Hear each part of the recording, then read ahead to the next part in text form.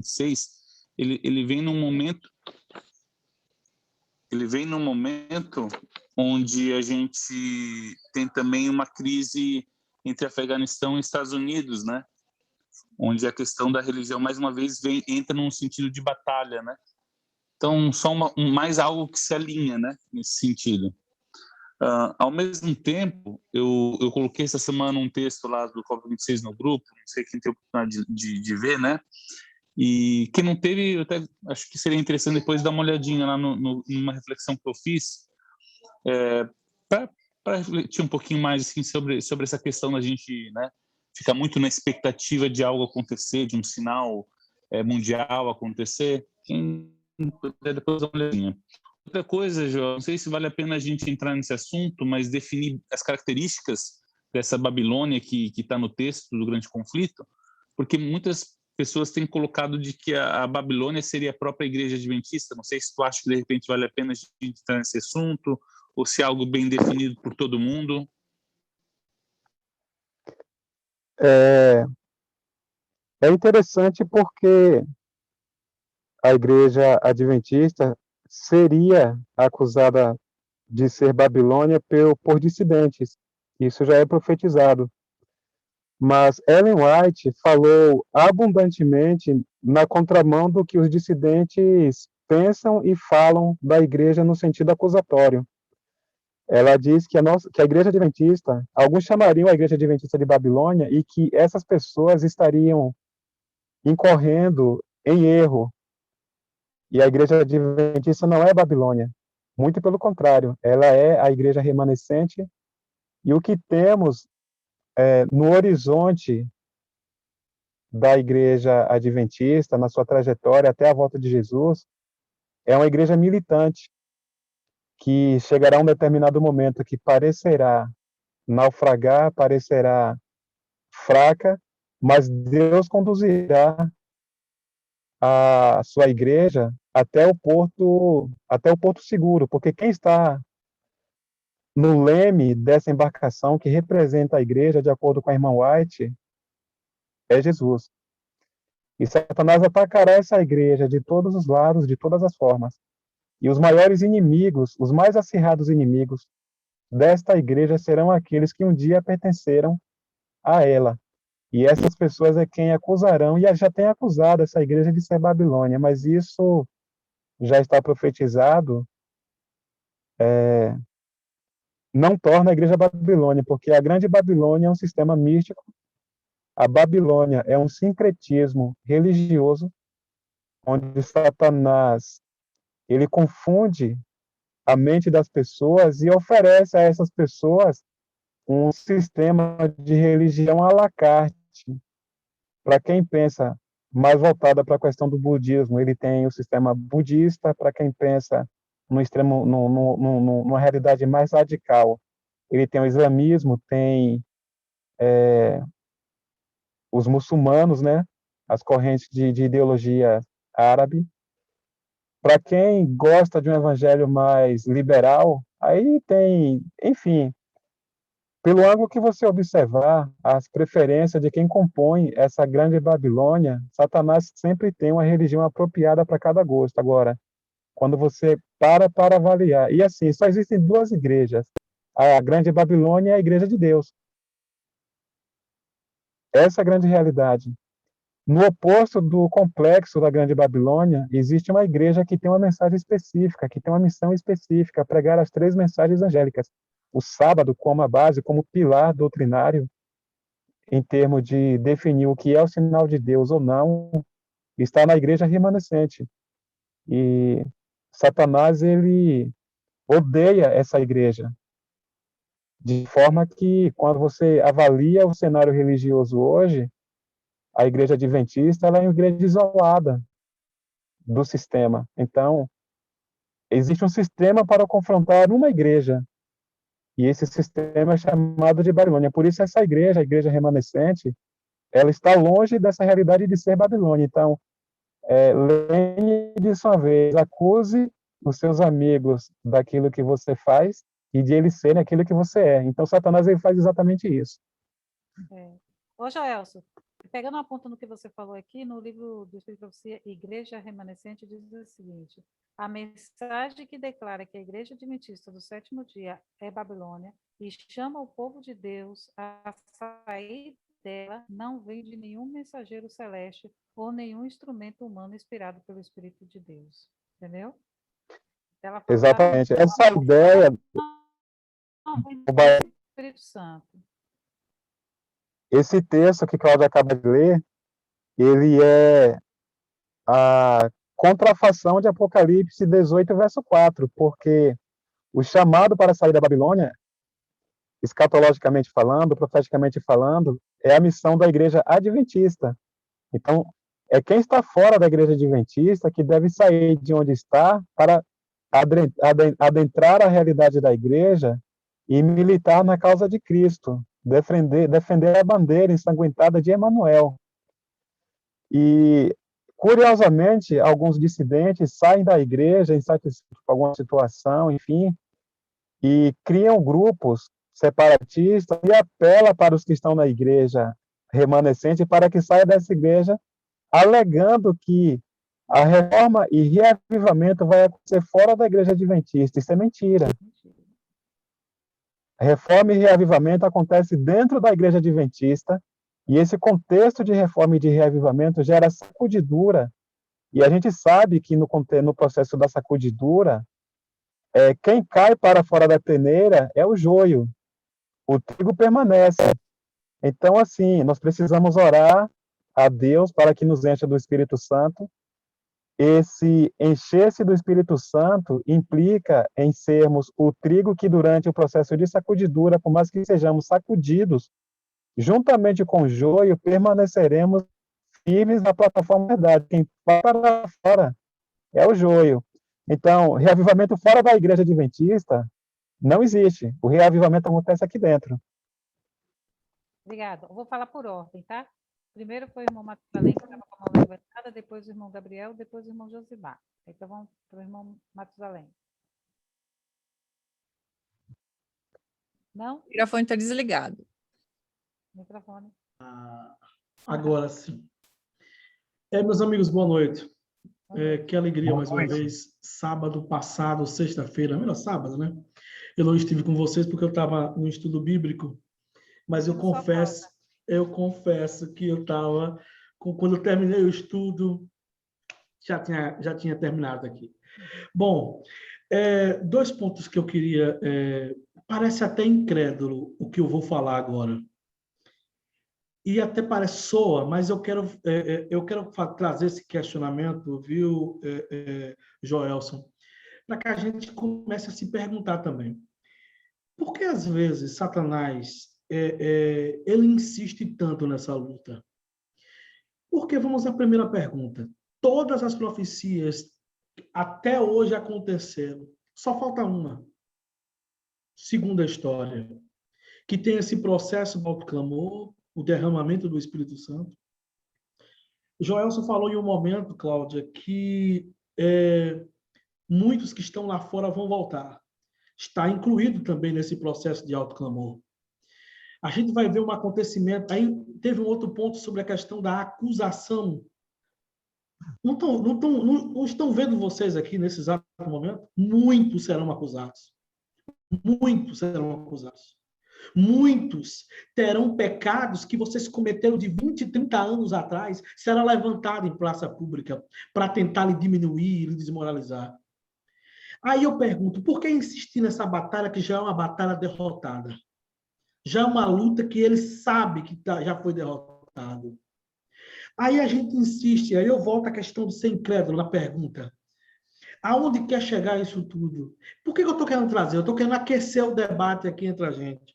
Aí, às vezes, você começa a analisar até onde isso vai chegar. A acusação, Cristo foi acusado o tempo todo, os discípulos. Só você ler Atos dos Apóstolos, Cláudia. Eu não sei se você já concluiu, já estou no finalzinho, e me parece que me dá vontade de repetir, mas não tem. Quando você vai ver a questão das igrejas e as cartas de Paulo, era briga, confusão o tempo todo. Era a apostasia constantemente. Nós estamos vivendo esses dias hoje.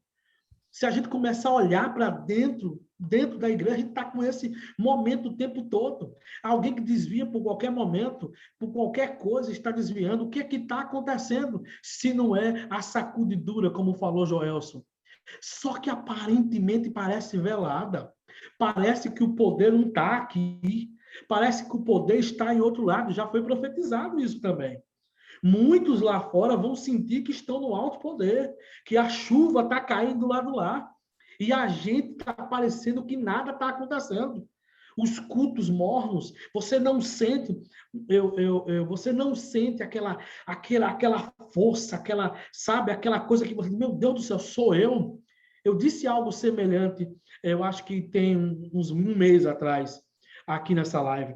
E o questionamento é, por que insistir em algo que só está faltando uma profecia acontecer? Só uma. É só o final. É só a pedra que vai cair ou que vai atacar os pés ali. Eu não quero entrar no assunto. Aí eu lhe pergunto, viu, Joel? Essa é para você. Para começar, Joel, você está me ouvindo aí? Estou te ouvindo atentamente. Então veja, Joelson. Vamos lá. Vamos olhar pelo olhar que não é nosso e procurar entender. Que chance terá? Que chance terá? Se quando Deus dá ordem, até o demônio obedece. O que querem provar? O que está acontecendo? Porque eu tenho certeza que tem muitas pessoas que ficam se perguntando como é que vai entrar numa luta que já sabe que vai perder? É a mesma coisa no jogo de futebol. Você já sabe, você joga com 2, 3 gatos pingados, não tem autoridade, não sabe jogar bola. Estou falando de futebol agora, que sabe que vai entrar em campo e será derrotado. Por que insistir em uma guerra que já sabe que vai perder? Aí o incrédulo... A questão toda é que Satanás, hoje, ele não pode atingir a Jesus da forma que o atingiu enquanto esteve aqui em sua humanidade. Mas nós ainda estamos aqui e somos o alvo de Satanás. A ira dele é contra nós. Exatamente. Então, assim, sabemos do que está por trás dos bastidores deste grande conflito. Mas, apesar de todo o conhecimento que temos, sendo nós alvo das ações diretas de Satanás, em muitos momentos nós titubeamos em nossa fé, as provações às vezes são tão terríveis, e são ensaios, preparos para os momentos mais difíceis que estão por vir. Diante dessa realidade, alguns sucumbem na fé. E para Satanás isso é lucro. É uma batalha perdida, a batalha dele, mas quando ele consegue derrubar um cristão, ganhando para a sua causa, para ele é vitória. Então, enquanto houver pessoas militando entre o certo e o errado, entre a verdade e o erro, Satanás ele não arredará 1 centímetro de esforço e de iniciativa no sentido de enredar essas pessoas em suas malhas de engano, né? Por isso esse ferrenho esforço que ele não desiste. Se nós tivéssemos talvez metade do esforço que Satanás tem para fazer o erro, só que focados em fazer a verdade, Jesus já teria.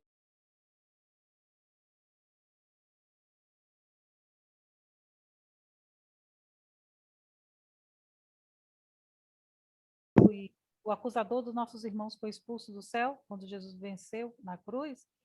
Lá termina dizendo assim, ó, ai dos moradores da terra, porque o diabo desceu até vós com grande ira, com muita raiva. E depois a gente vê no final lá falando que ele foi fazer guerra contra a semente de Deus. Então ele sabe que ele já perdeu a guerra, Mas aqui ainda tem alguma coisa na terra que ele pode, atingir Deus, quando atingir a gente, entendeu? Então ele não vai vencer essa guerra, mas ele pode ainda atingir Deus atingindo a gente. E quantas mais pessoas ele puder levar à perdição, mais ele se sente com sucesso por ter levado à perdição. E assim, Cláudia, tem um detalhe importante. Eu fiz esse ângulo, que a gente está ainda no processo de autoclamor, mas a gente tem que recordar que nós estamos sendo observados por mundos não caídos. A gente está sendo, ele quer provar que Deus não é um Deus democrático, um Deus de amor, um Deus de liberdade, um Deus de auto-arbítrio. Enfim, nós vamos entrar agora em um processo tão grandioso. O que vai acontecer dentro da igreja e as ovelhas que estão em outro aprisco será tão grandioso. Se preparem para quem estiver juntos, eu espero que todos nós estejamos juntos nessa batalha. Se preparem para ver os muros balançarem nas igrejas. Se preparem para ir para as ruas com microfone, com Bíblia aberta, no meio das praças. Vai ser nos povoados, aonde quer que nos metrôs da vida, sabe, nas rodoviárias, e vocês vão ter que levantar, e muitos de nós teremos que fazer isso. Muitos que às vezes não têm coragem de entregar um panfleto e um livro, se preparem para pregar, porque quando o alto clamor e o Espírito Santo descer com a chuva serôdia fortemente, a pergunta é: estamos eu e você preparados para receber? Estamos caminhando para isso? Estamos fazendo algo para receber o Espírito Santo? É um processo, sabe, Cláudio, sabe, Joel, e os demais, um processo de autoavaliação. É ruim. Eu não gosto muito desse processo de autoavaliação, não. Porque quando eu fico na frente do espelho, eu disse, meu Deus do céu, esse espelho vai quebrar todo dia, toda hora. Não tem espelho novo que resolva o problema. Mas quando a gente começa a olhar para a beleza e o caráter de Cristo, só aí que a gente há esperança. E o Espírito Santo vai cair sobre nossas vidas. Mas para isso, como Joel, foi na outra, 15 dias atrás, eu não sei quem foi que falou, mas a busca tem que ser muito forte. Eu tenho tentado, sabe, Cláudia, porque não é fácil. Não é fácil diante de tantas coisas. A renúncia todo dia, é toda hora, e a gente precisa fazer isso. Mas eu vou deixar os demais falar, senão eu falo a noite toda. Obrigado, Matusalém. Agora vamos com o Gabriel, né? Não é Josemar, não? Não, é depois do Gabriel, é o Josimar, e depois do Josimar é o Lucas. É. Gabriel? Estava no fone de ouvido, não dá para ouvir. Não, eu ia falar, mas eu acho que o Espírito Santo tocou o Matusalém primeiro.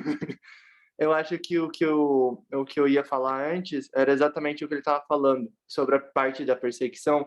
Eu creio que essas pessoas que a gente já consegue ver que já estão meio contra aos da semente, aos remanescentes, eu já consigo ver que, tipo, tinha, por exemplo, colegas que se batizaram comigo, que hoje estão do outro lado e, ao mesmo tempo, apontando os dedos. Mas, assim, eu acho que o que Matusalém falou, o Lucas falou aquela hora e o Joelson falou, não tem... O Espírito Santo já usou eles primeiro. Tá Amém. Amém. Irmão Josimar.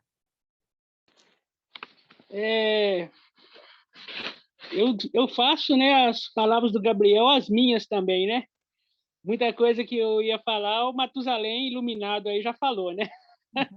Mas eu quero deixar aqui a minha colaboração para o Lucas, né, que quando as leis dominicais realmente saírem e se tornar apostasia nacional, quando os Estados Unidos, né, realmente decretar essa lei sendo vigorada lá, obrigando a todos a guardarem domingo, juntamente com o catolicismo, como nós sabemos, haverá esse tempo de angústia, do qual proporcionará uma sacudidura, onde os fiéis ficarão e receberão a chuva serôdia para poder dar esse alto clamor final, aonde muitos se converterão, né? Aqui fala também no Eventos Finais que a grande massa do povo de Deus está nessas igrejas protestantes, né? Que dizem amar a Jesus, mas que não guardam os seus mandamentos também.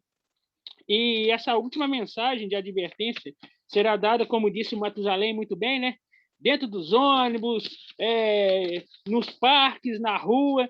Outro dia, Matusalém, eu fiz a experiência de falar no ônibus, porque eu prego, eu canto, né? E eu vou te falar uma coisa, meu amigo, a minha perna tremia tanto que eu tive que ficar sentado, entendeu? Eu falei um monte de coisa em 5 minutos, como se tivesse feito uma pregação de meia hora, e depois, para me levantar, foi uma dificuldade danada, uma suadeira, uma tremedeira. Ô, É uma Josimar, experiência muito boa.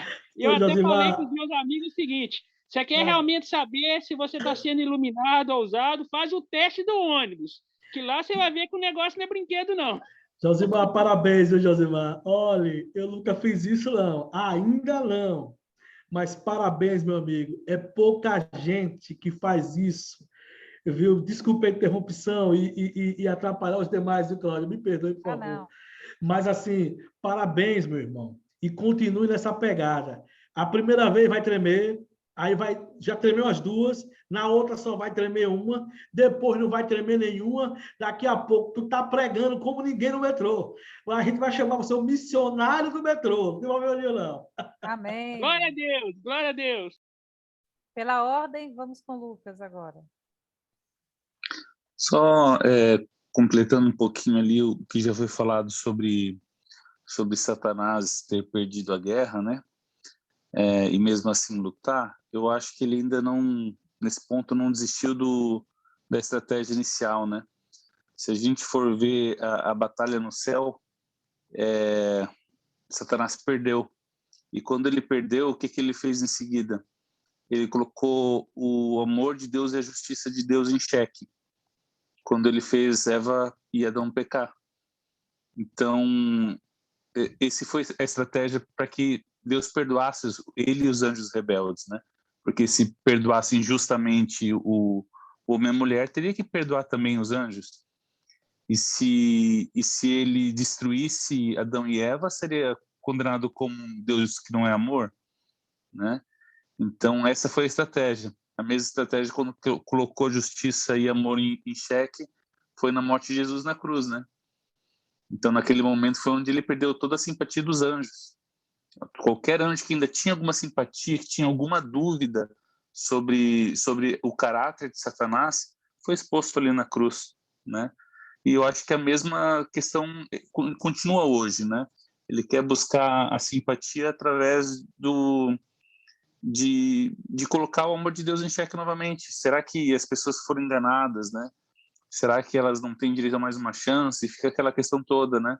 De tentar atrair aqueles que amam a Deus, mas que ele está tentando desviar, né? O caminho dele. Atrair, eu acho que a simpatia mesmo, né? Obrigado, Lucas. Ô, Cláudio, Efigênia. ô, Cláudio, só um minutinho antes da Efigênia falar.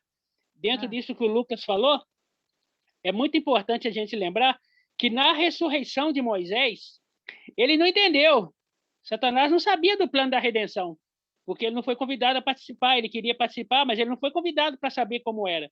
E naquele momento em que Jesus separou Moisés para si, ele não sabia que Jesus ainda iria morrer na cruz, né? E ele ficou ali, mas como assim? Isso aí está errado, está errado. E Jesus apenas falou com ele assim: o Senhor te repreenda, e nem deu papo para ele, entendeu? E Moisés, naquele momento ali, já foi separado, né? Porque haveria o plano da redenção lá na frente, quando Jesus, na cruz, iria resgatar Moisés, Enoque, Elias, essa turma toda que já tinha sido separada antes. Se Jesus fracassa, essa turma toda ia perder também. Obrigado. O Joelson, Efigênia está aqui para... Vou só deixar o Lucas fazer a tréplica. Ok. O Lucas vai fazer a tréplica? Você tá levantou a mão novamente?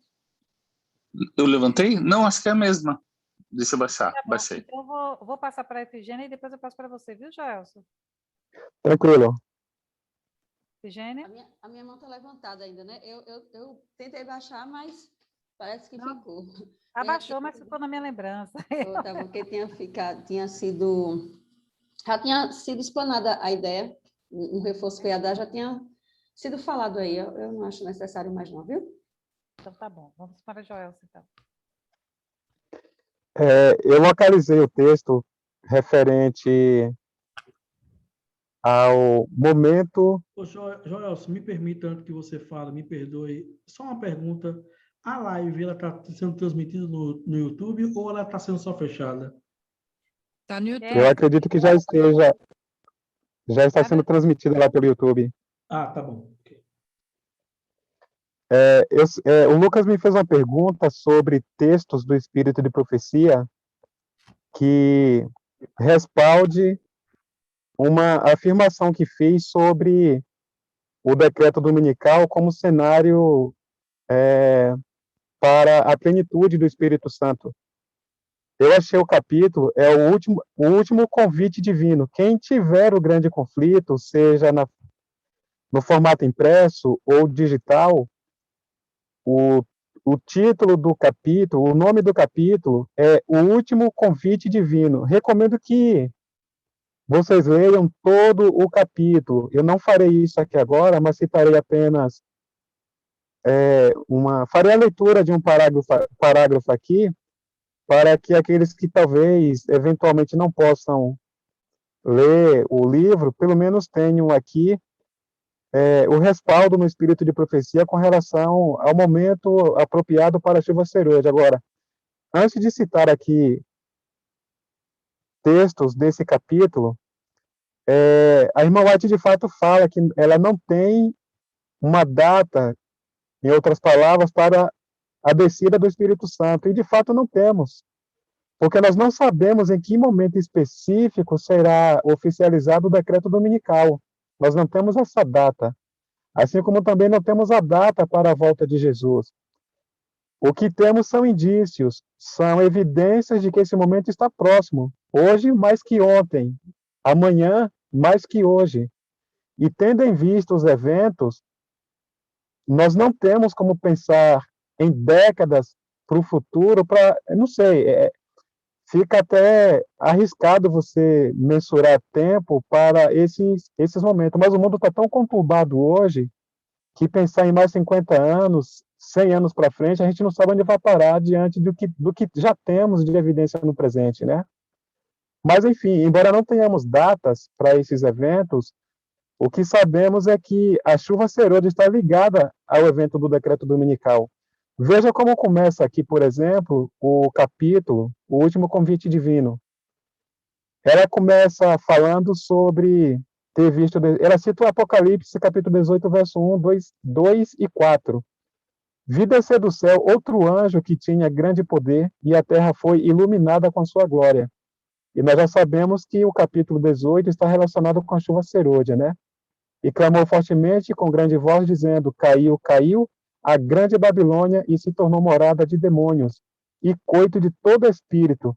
Aí, citando o verso, ela comentando sobre isso, ela vai dizer o seguinte: esta mensagem indica um tempo em que o anúncio da queda de Babilônia, conforme foi feito pelo segundo anjo do capítulo 14 do Apocalipse, deve repetir-se com a menção adicional das corrupções que tem estado a se introduzir nas várias organizações que constituem Babilônia. Esse texto responde à pergunta que foi feita algum mais atrás sobre o que é a Babilônia, né? O que é a Babilônia? De acordo com o espírito de profecia, são as várias organizações que constituem a Babilônia, desde que essa mensagem foi pela primeira vez proclamada no verão de 1844. Daí ela continua, descreve aqui uma terrível condição do mundo religioso. Então, o que é a Babilônia? A mãe e suas filhas, né? A mãe e suas filhas. Exatamente. É o mundo religioso. A cada rejeição do espírito, a cada rejeição, o espírito do povo se tornará mais entenebrecido, mais obstinado o coração, até que fique entrincheirado em audaciosa incredulidade. Feito esse preâmbulo aqui sobre Apocalipse 18, que é o cenário do decreto dominical, e ao mesmo tempo a ação do Espírito Santo sobre a igreja, eu quero avançar aqui para mais ou menos para metade do capítulo, e só farei a última leitura aqui, e você verá que o cenário aqui, com mais detalhes que eu não apresentei, é o cenário do decreto dominical. E aí, falando sobre o Espírito Santo, olha o que ela diz aqui, ó.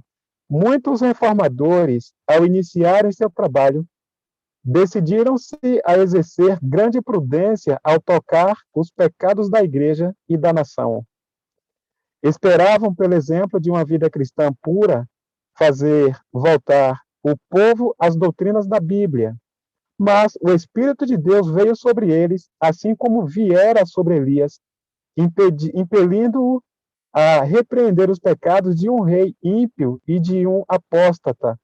Não podiam conter-se de pregar as claras afirmações da Escritura Sagrada.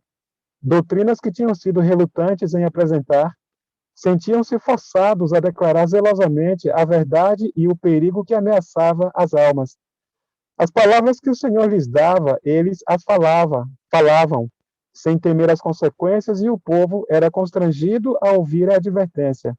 Ela faz essa comparação aqui, né, sobre reformadores que ficavam limitados a não falar algumas coisas porque eram muito pesadas, eram mensagens contundentes, e de repente o Espírito Santo se apossava dessas pessoas, claro que com a permissão deles, e impelidos pelo poder do Espírito Santo, eles diziam o que não tinham coragem de falar sem o Espírito Santo.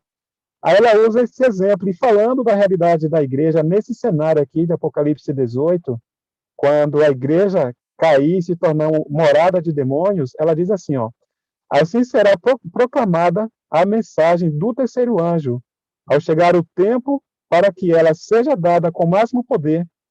O que é dar essa mensagem com máximo poder? É a plenitude do Espírito Santo, e ela vai dizer aqui, ó, o Senhor operará por meio de humildes instrumentos, dirigindo a mente, veja que está no futuro isso aqui, dirigindo a mente dos que se consagram ao seu serviço. Os obreiros serão antes qualificados pela unção de seu espírito do que pelo preparo das instituições de ensino. No presente nós temos a chuva serôdia, ou melhor, temos a chuva temporã. E note que ela não está falando aqui da chuva temporã que já está acessível a nós. Ela fala de uma ação do Espírito Santo no futuro. O que é a ação do Espírito Santo no futuro, fora da realidade da chuva temporã? É a chuva serôdia.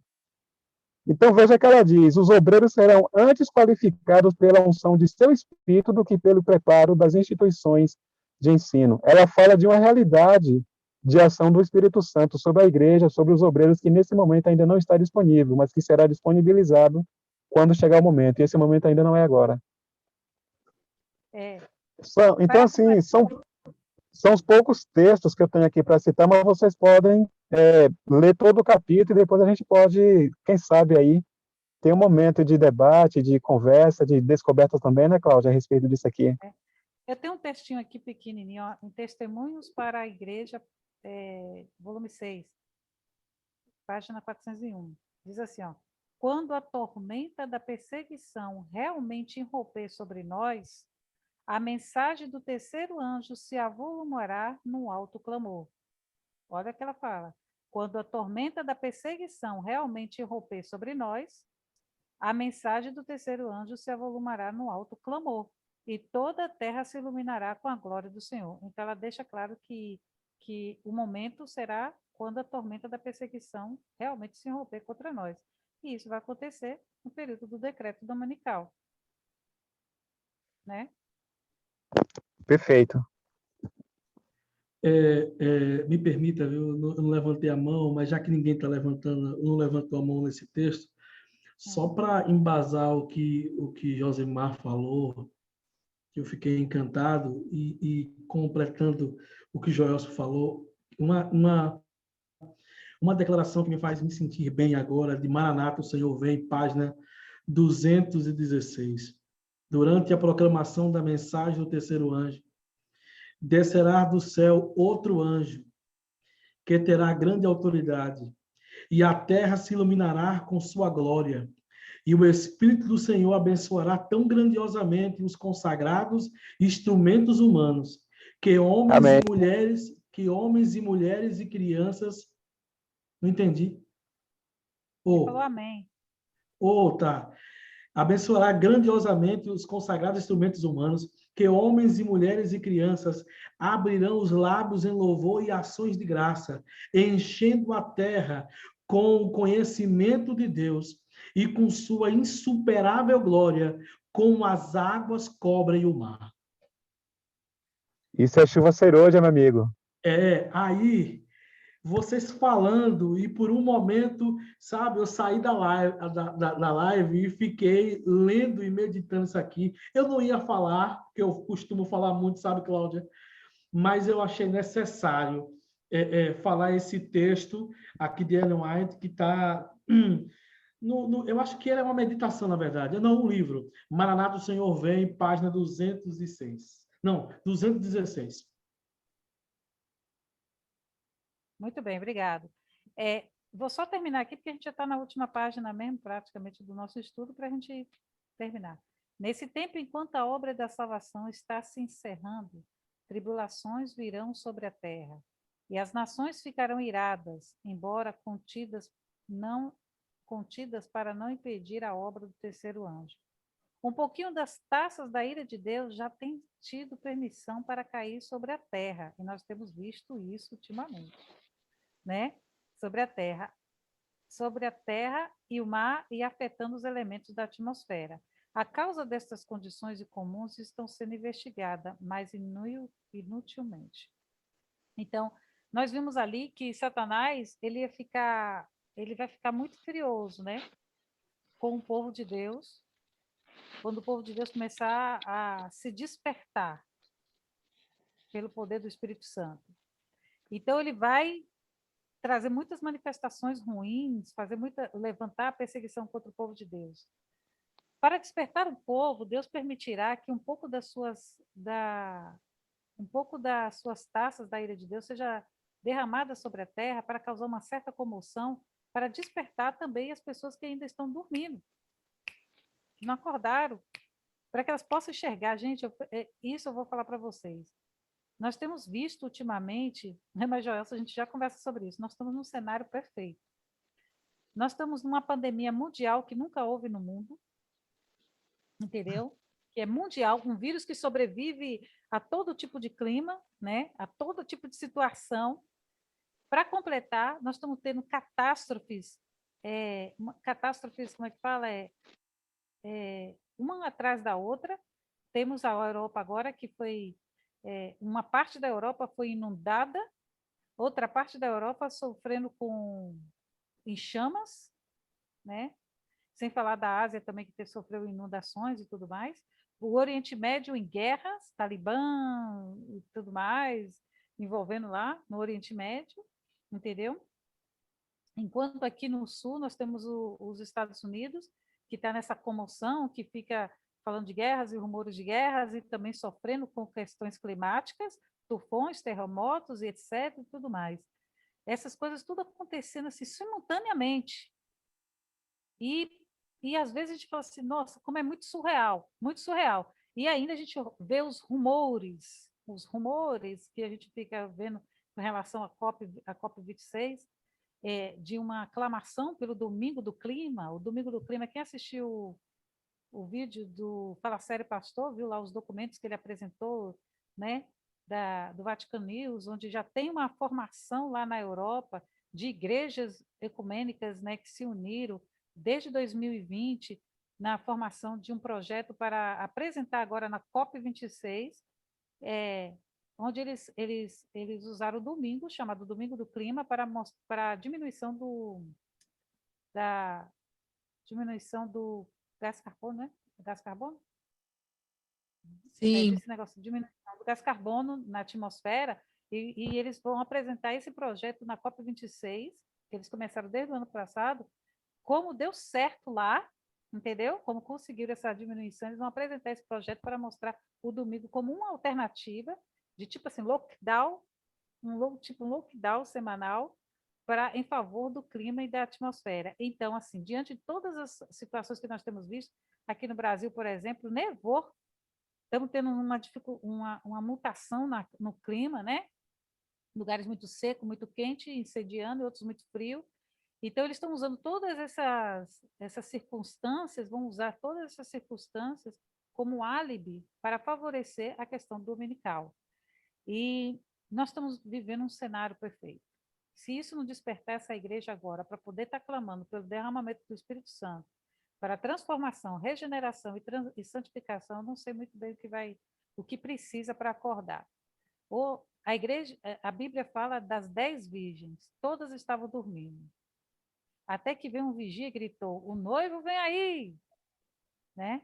E todas tiveram que acordar. Porém, das 10 que estavam dormindo, 5 tinham um azeite extra, entendeu? Então, está na hora da gente acordar, nós já passamos dessa hora, né? E nós só vamos conseguir terminar essa obra com esse azeite extra. Lucas? Só ressaltando aqui alguma coisa, né? Realmente nós vivemos um tempo com um período de grande alinhamento, né, de eventos, onde a gente percebe que é propício, sim. E Deus queira que assim seja, né? Porque antes que Ele nos acorde do que nós fiquemos dormindo, né? Mas a gente tem que lembrar também que no passado os momentos também eram propícios, né? A gente vê que Ellen White cita ali em 1903, se não me engano, que era um momento propício para a chuva serôdia. Nós vemos ali, acho que também no finalzinho do século XVIII, ali, 1800, a gente vê também um momento onde existiam vários decretos dominicais já impostos em grande parte dos Estados Unidos, né? Então, a gente só tem que lembrar que não é o momento que faz o povo, é o povo que faz o momento, né? Exato. Então, eu enxergo da seguinte forma: Deus está recrutando um exército de pessoas para estar do lado dele. E ele não vai para essa batalha com seu exército, estando o exército totalmente despreparado. O exército precisa estar preparado. Exatamente. E eu queria fazer uma analogia rapidinho com vocês, porque eu entendi o ponto de vista de cada um, é uma coisa que eu achei bem interessante, essa questão de o decreto dominical antes da descida do Espírito Santo, né? Porque quando a gente pega lá na época de Ageu e Zacarias, no momento de reconstrução do templo, ali Zorobabel, a gente enxerga um momento de crise também, onde Zorobabel e o profeta Josué foram enviados para a reconstrução do templo, né, de Salomão. Salomão tinha construído o templo, tinha sido destruído, e eles construiriam um novo templo. E eles começaram a construir o templo, levantaram a fundação, mas de repente cada um começou a olhar para suas próprias necessidades, começou a olhar para suas próprias moradas e começaram a querer construir suas próprias coisas, né? E cada um foi atrás do que era seu. E o povo começou a parar de se unir para a reconstrução do templo, né? E ficou um período de 14 anos sem o povo reconstruir, né? E nesse momento o povo ele é chamado para essa reconstrução, né? E nesse momento que ele é chamado é interessante porque a palavra bênção também é citada. Ele pede da seguinte forma: ele pede, olha para os campos, veja o quanto vocês escolheram, né? Vocês tentaram fazer seus próprios esforços, não conseguiram muita coisa, vocês mal conseguiram para vocês se alimentarem, né? Agora façam como eu falei, que daí vocês vão ver o quanto vocês prosperarão. E nesse momento o povo começa a se empenhar. E aí que eu acho que está o segredo. Primeiro o povo se empenha e aí recebe a bênção, né? E no momento dessa reconstrução, o que acontece?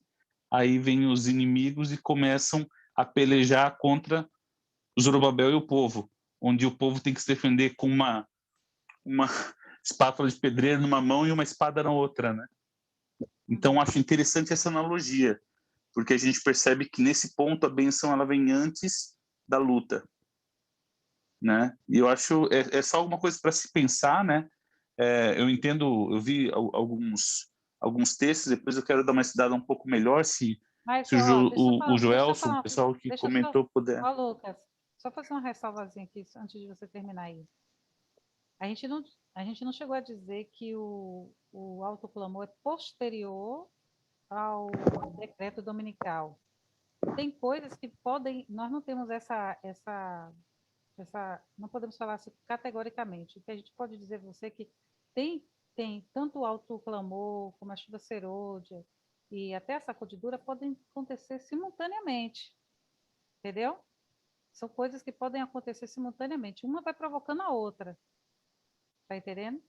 E o tempo que vai dar sinal a isso pode ser também, por exemplo, assim, rumores do decreto, entendeu? Os rumores do decreto, a Uhum. aproximação do decreto, entendeu? Que pode causar. Então, assim, uma coisa pode vir simultaneamente. A gente não tem uma ordem bem assim cronológica. E até, Cláudia, porque o tempo vai ser abreviado, não pode também ser uma regra, senão vai ser difícil. Vai ser difícil suportar. Tem que ter o Espírito Santo, minha irmã. Se não tiver, Por vai ser exemplo, difícil. nós já vemos vislumbres de uma sacudidura, nós já vemos gente que já está saindo, né? Essas coisas. Vai ter uma intensificação, entendeu? Então, são coisas que podem ir se Gente avolumando. gente voltando. Vai se Eu só avolumando. queria, Uma certa intensidade. sim, eu só queria até ressaltar, né, que algumas coisas não nos são dadas, não é porque Deus não quer nos mostrar, né, mas porque às vezes não é muito bom para a gente saber. A gente vê o exemplo dos 7 trovões, né, de Apocalipse, onde Ellen White comenta que aquele era um momento do milherismo, né, seria exatamente a decepção ali do livrinho amargo. Esses eram 7 trovões, e não foi revelado para Daniel, não foi aberto para que Daniel escrevesse, exatamente porque não era bom para o povo saber disso antes que acontecesse, né? Então, provavelmente essa sequência de fatos não é boa para nós, que hoje nós não entendemos por quê, mas quando acontecer, talvez a gente entenda por que não era bom a gente saber algumas coisas, né? Verdade. Pronto? Gente, não deixa a Kézia falar agora não, que possa ser que ela venha com aquela notícia ruim que ninguém gosta. Não, não sou eu que falo, não. Tomara que, viu? Essa notícia é Joelson que vem trazendo. E ele já está com a mãozinha ali levantadinha. Joelson, Estava até Joelson, enrolando para deixar ele falar. repreendido, viu, Joelson? Estava até enrolando aqui para deixar ele falar, que eu já estou imaginando o que ele vai então, falar. Então, Kézia, fala. Ele é Joelson que vai falar. Posso falar?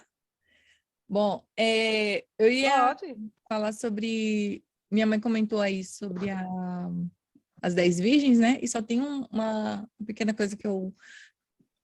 Entendendo a história, sempre gosto de ressaltar, né? Que a palavra de Deus, ela fala que as 10 virgens, todas as 10, elas estavam esperando o noivo chegar. Ou seja, todas elas estavam meio que sabendo que o noivo estava para chegar e estavam esperando. Mas a diferença era que somente 5 tinham o azeite, né? Isso faz a gente entender de que as outras 5, que são chamadas de nécias, né? As imprudentes, elas são pessoas que também conhecem, que também está por dentro da situação, está entendendo o que está acontecendo, porém não está preparado em espírito, em coração, né? Não está buscando a Deus em espírito e verdade. Eu falo isso porque há um tempo atrás eu achava que a caminhada cristã era pelo entendimento. Se eu estou entendendo o que está acontecendo aqui, só na hora que começar a perseguição eu vou junto com o pessoal ali, já foi. Não tem como se perder, é muito fácil, né? Só ir junto com a galera. Só que, na verdade, a gente tem que entender que é individual a partir do ponto que a gente tem que buscar individualmente o Espírito Santo na nossa vida, né? E é isso que difere as 5 virgens prudentes e as 5 virgens imprudentes, né? Porque, como eu falei, né? Todas as 10, elas sabiam que o noivo estava para chegar. Todas as 10 estavam esperando o noivo chegar, mas somente 5 estavam preparadas, né? Então, se a gente começa a entender dessa maneira e começa a agir como as 5 prudentes, buscando o azeite, buscando o Espírito Santo antes, né? Aí a gente tem o mesmo fim, né? Que é participar da boda. E é isso. Ó, Gelson, eu vou passar para você, viu? Efigênia. Só um minutinho, Cláudio. Kézia. Mas já está no final, viu, Gelson? Inclusive, aqui fala que os indoutos terão mais poder do que os instruídos, sabe por quê? Porque é por causa dessa diferença que você falou aí. As 10 dormiram, porém 5 delas realmente estavam preparando a vida ali com Cristo. Tinha aquela fé, aquela comunhão pessoal, é que vai fazer toda a diferença. O Espírito Santo na vida dessas pessoas fará toda a diferença. muitos, talvez, pastores que nós vemos hoje como grandes homens, pessoas bem instruídas, não serão aqueles que vão levar a tocha na reta final. Por quê? Não sei por quê. O que eu sei é que aquele que tiver o Espírito Santo no coração e viver isso intensamente é que vai levar a tocha. Verdade. Efigênia, rapidinho. Bora, Efigênia. Só completando que essa história das 10 virgens me fascina, né? Kézia falou que todas estavam aguardando, Josimar falou que todas dormiram, e só completando, todas tinham azeite. Só que as virgens prudentes tinham em abundância. E as nécias só tinham azeite no fifó, não tinha não tinha suficiente, era superficial. Então, nós precisamos continuarmos estudando, buscando, mas, acima de tudo, participando ativamente desse autoclamor, essa comunhão com Deus, que significa quebrantamento de coração, pedido de socorro a Deus, a Jesus, ao Espírito Santo, buscando incessantemente, né? Aqui eu não falo de fanatismo, de extremismo, mas uma busca mesmo, aquela busca que você não consegue nem olhar para o céu, nem olhar para o espelho, como alguém falou aí, mas que você se derrama e você clama. E isso vai gerar ação, não é? Vai chegar propriamente dita, a tão sonhada mas você já começa a fazer, ou seja, o Espírito Santo já começa a fazer em você parte da condição de fazer para ser, porque quando você está cheio do Espírito Santo, meu amigo, você vai ser perseguido, você vai ser odiado, você vai ser tudo, menos virgem nécia, mas devemos continuar firme mesmo, buscando. E Efigênia, você falou que não seremos amados e não mesmo. Quanto mais você chega próximo de Jesus, quanto mais você se aproxima da cruz. Olha, essa questão de oração, essa questão de comunhão, me fascina, porque só quando existe essa entrega, as lágrimas tomam conta, não por emoção, mas por você entender que você não é capaz de vencer, sabe, Efigênia? A sua tendência é falhar, que a sua tendência é pecar, e que toda vez que você falha, que toda vez que você, como ser humano, peca, você se afasta de Jesus. Às vezes você disse uma grosseria, não estou falando de nada do outro mundo, não. Aí você disse uma grosseria com um mendigo na rua, aí quando você chega em casa, o Espírito Santo diz, cuide dos meus filhinhos. Aí você, meu Deus do céu, eu disse não, para que eu podia, tinha, por que eu não ajudei? E aí, se era o meu anjo ali, sabe, quando você começa a se perguntar e começa a ver, o trabalho começa. E quando eu estou incomodado com minhas ações, quando eu estou incomodado com aquilo que eu falo, eu me sinto melhor, porque quando eu vou para a oração e quando eu retorno, eu estou aliviado, sabe, Cláudia? E os demais aqui no grupo. Aí, eu vou voltar a um pedido velho aqui no grupo, antes que o Joelson, porque eu já sei mais ou menos o que o Joelson vai fazer e vai dizer, por causa do horário. Não gosto de você nessa hora, viu, Joelson? Não gosto. Detesto você, santo. Bom, olha, vocês já tiveram uma adição aí de 20 minutos. E não estão reclamando. E assim, olha, eu estou contando aqui, foram 12. Gente, e é bom. Olha, tá vendo? Tá acrescentando. Bom, mas independente de qualquer coisa, eu vou fazer um apelo antigo. Dá para a gente aumentar aqui. Vou convocar os moderadores aqui do grupo, viu, Joelson, viu, Kézia, viu, Cláudio e os demais aí. Gostei dos moderadores. Gostou, né, Virgínia? Porque a gente não tem outra coisa a dizer. Então, vamos reunir separadamente, dentro da live, programar, montar uma estratégia para a gente trazer mais gente para cá, Joelson. Se tá bom para mim, eu estou falando isso para vocês porque eu não estou à frente e não é papel meu. Eu estou querendo me juntar a vocês para a gente chamar jovens que talvez não estejam em pequeno grupo, que talvez a pandemia afastou, que talvez esteja acontecendo alguma coisa para acontecer a mesma coisa que está acontecendo com a gente aqui. E daqui a pouco... Então, só que não depende de mim, eu estou falando no meio da semana, uma quinta, uma terça-feira, a gente marca uma reunião. Oi, Kézia. Irmão, Pode marcar e nos convide. Só abrindo aqui mais falando sobre isso, esse grupo, ele não é meu, não é da minha mãe, não é do Joelso, ele é nosso, sabe? Ele veio de uma junção do grupo que era da minha mãe, né? E aí do meu também, que eu criei com o pessoal. E, vamos dizer assim, a raiz desse grupo é justamente isso, que não tem um dono específico, sabe? Todos nós somos os moderadores, por dizer assim, sabe? O que eu quero dizer com isso é o seguinte, que tá todo mundo livre para poder convidar outras pessoas, entendeu? Se você quiser, posso colocar você também como administrador para você também adicionar o pessoal da sua igreja, jovens, sabe?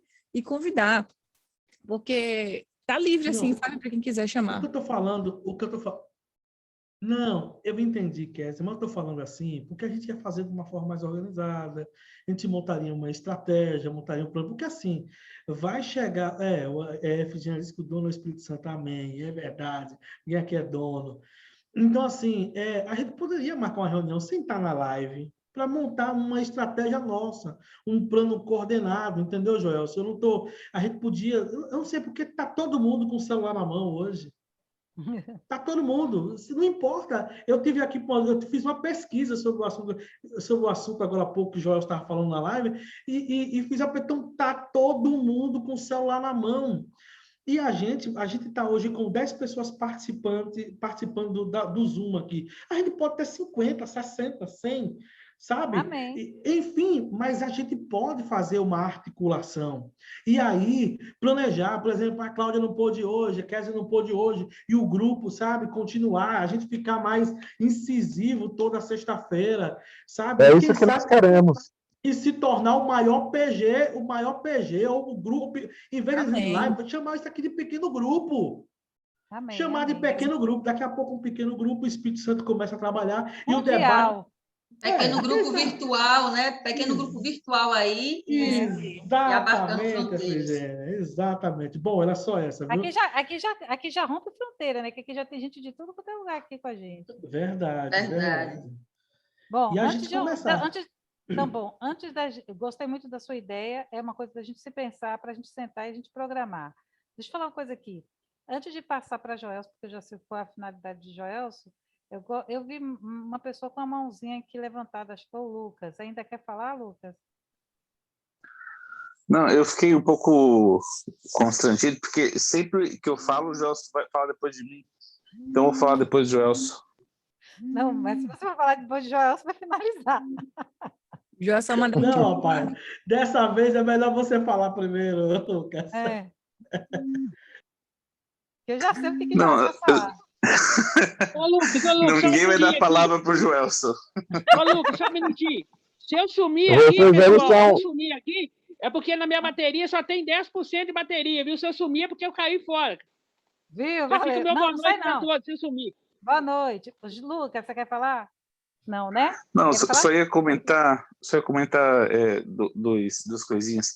Acho que foi a Kézia ali que citou sobre as virgens, né, as 10 virgens, diz que todas as 10 estavam dormindo, né?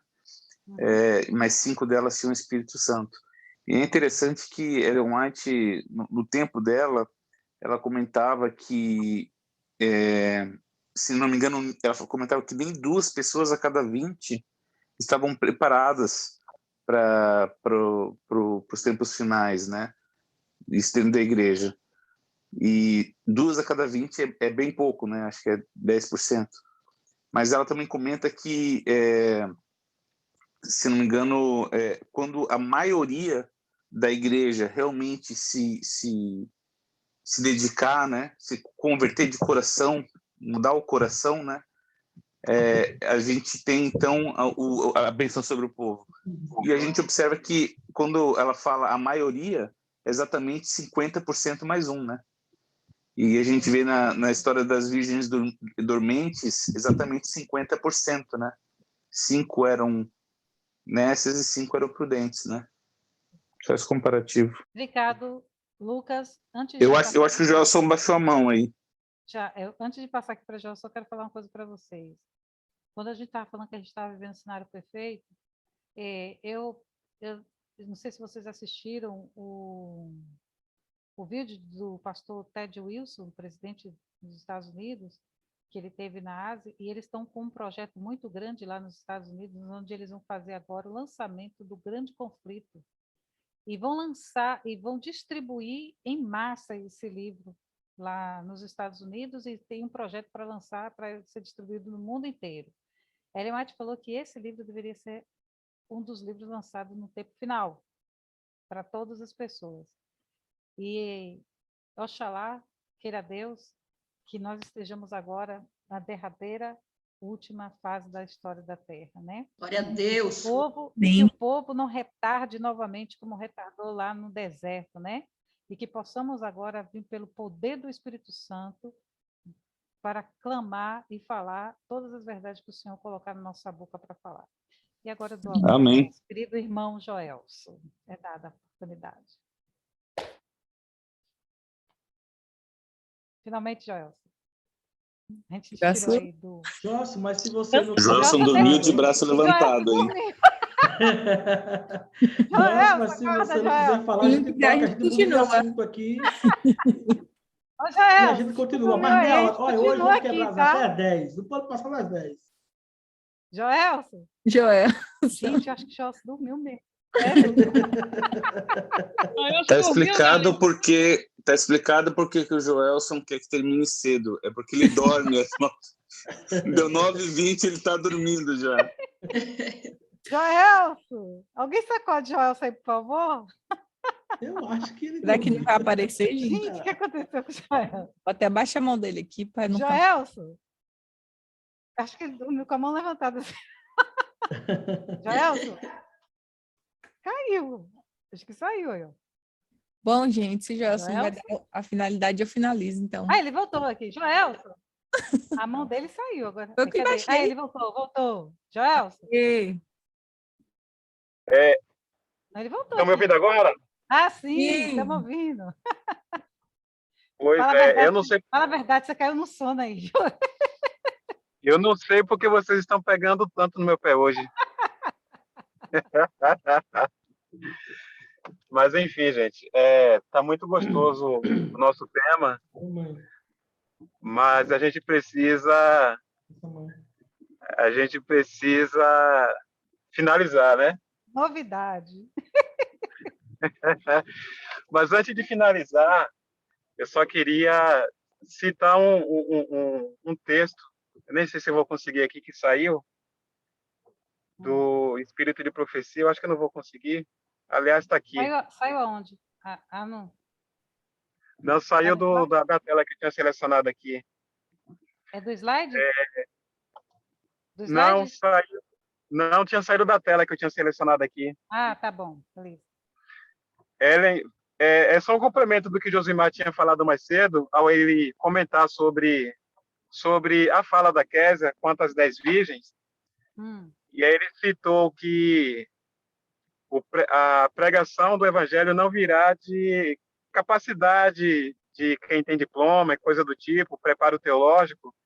E Ellen White respalda assim muito fielmente o que Josimar falou, né? Ela diz que no Grande Conflito, na página 613, mais ou menos, ela fala o seguinte: a mensagem há de ser levada não tanto por argumentos, como pela convicção profunda do Espírito Santo de Deus, né? Então você percebe que tudo o que está por ser feito no sentido de culminar ou de finalizar a pregação ligada à mensagem do terceiro anjo é tudo ligado ao Espírito Santo. Daí a importância de hoje buscarmos o Espírito Santo e estarmos prontos para recebermos a plenitude do mesmo, porque você pode observar no comentário que Kézia fez, que as 10 virgens, todas elas tinham o Espírito Santo, mas a plenitude só quem recebeu foi 5. Então, eu posso hoje estar falando pelo Espírito Santo, posso estar na igreja por pura convicção, ligada à ação do Espírito Santo. O Espírito Santo pode trabalhar parcialmente na minha vida, não que ele faça trabalho parcial, mas porque eu não me rendo completamente a ele. E a plenitude do Espírito Santo não será uma realidade na vida daqueles que parcialmente recebem o Espírito Santo, que parcialmente se doam à obra do Espírito Santo, mas a entrega é completa. Então, aqueles que completamente se renderem a Deus, aqueles que completamente buscarem o Espírito Santo, esses receberão a plenitude, né? E isso implica numa vida de pleno compromisso com Deus. E fechando, de fato, a questão do preparo, Deus não vai esperar uma igreja que tenha a iniciativa de buscar o preparo, porque isso não é natural da gente. Nós não somos do tipo que busca, por iniciativa, as bênçãos espirituais, o alinhamento espiritual. Nós não somos assim. Mas o que faz Deus? Se nós estivéssemos hoje, nesse presente momento, diante de uma realidade de economia aquecida, de circunstâncias favoráveis a termos dinheiro no bolso, estabilidade política, econômica, se a pandemia não, se ao contrário do que está acontecendo na pandemia, quebra da economia, perda de liberdade em algumas situações, decretos compulsórios, se a realidade fosse o oposto, será que haveria fome pela busca da palavra de Deus? Eu creio que não. Estaremos confortavelmente vivendo em função de, talvez, as coisas do aqui e agora. Eu sei que existem exceções, que independente da bênção ou da adversidade, existem aqueles que profundamente buscam a Deus e não são afetados por isso, mas isso não reflete a maioria da igreja. Então, falando pelo que é mais natural e cômodo em nós como seres humanos, alguns voltaram para a igreja, outros se empenharam mais em pegar a palavra de Deus durante esse momento de pandemia, porque sentiram que há algo estranho acontecendo.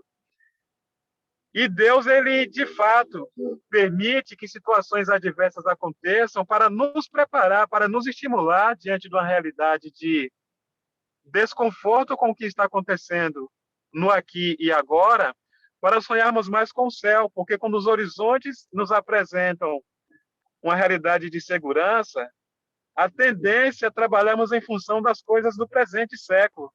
Mas quando a crise vem, nós sentimos a necessidade de Deus. E isso é uma realidade histórica. Ao longo da história de Israel foi sempre assim. E não é diferente conosco. Então precisamos estar atentos a esse momento de crise. E essas crises não vêm porque Deus nos esqueceu. Muito pelo contrário. Vem porque Ele nos ama e nos quer mais perto dEle, nos quer mais dependentes dEle, nos quer mais alinhado com Ele. E a crise realmente ela faz isso. Que Deus nos abençoe. E vamos orar para que o Espírito Santo venha diante da necessidade que temos, para que logo, logo preguemos aí a terceira mensagem angélica, convidando a sair da grande Babilônia aqueles que pertencem a Deus e que estão lá. Amém. Amém. Ok, Google. Deus seja exaltado. Amém. Eu já Amém. ia fazer uma outra pergunta a ele, mas o tempo está estourado. Eu vou, sabe? Eu ia perguntar a Joelson agora, já que ele quebrou as barreiras, e louvado seja Deus por isso. Eu ia perguntar a última, Joelson. E em vez de ser amor, for temor. Eu estou querendo atiçar o grupo, né, gente? Em vez de ser amor, for temor, diante das profecias, as calamidades, o medo, o terror. Em vez de ser amor, porque a Bíblia fala que tem que amar Jesus acima de tudo, né? Tem que ter o amor ao nosso Salvador. E agora, Joelson?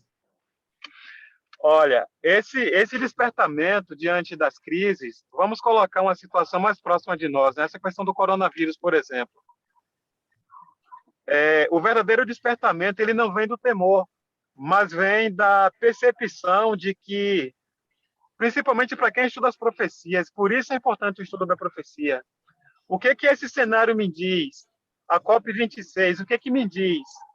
Me diz que aquilo que já temos estudado há algum tempo, nesse momento, tem espaço geopolítico apropriado para o cumprimento da profecia.